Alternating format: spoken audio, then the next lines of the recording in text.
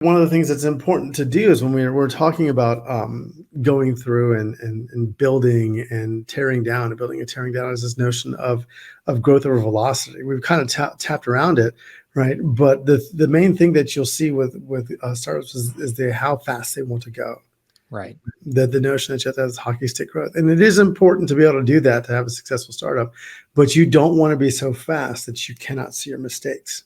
Right. And this goes from an engineering and architectural aspect, security aspect, and also financial. You need to have time to look back and say, okay, well, we can do this better, we can do that better. And it does behoove you, maybe if you are not, especially if you are not in a place where you've had to consider cost and spend before, to at least have another set of eyes. I'm not saying you have to pay Duckbill to come in there, because we are not cheap, right?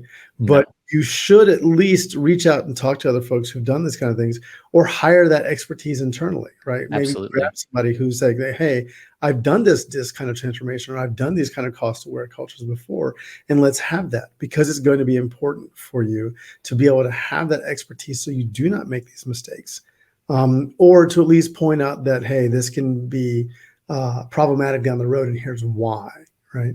But have those experienced eyes in there, and then don't go so fast that you can't turn in case of danger.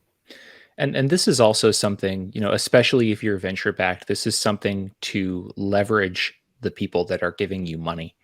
A lot of venture capitalists have network, like most of what they bring to the table isn't necessarily the big bag of money, although the big bag of money is certainly nice. Very nice. They bring that network of connections. They bring the people with the expertise into your field of vision.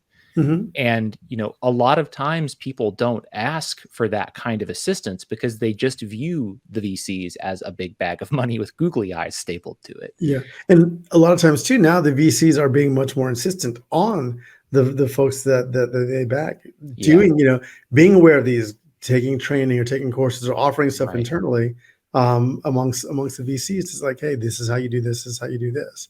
Whether it's financial, whether it's security, or whether it's performance, they will have their preferred methods almost always. Yeah, because frankly, the lack of those methods constitutes an investment risk for them.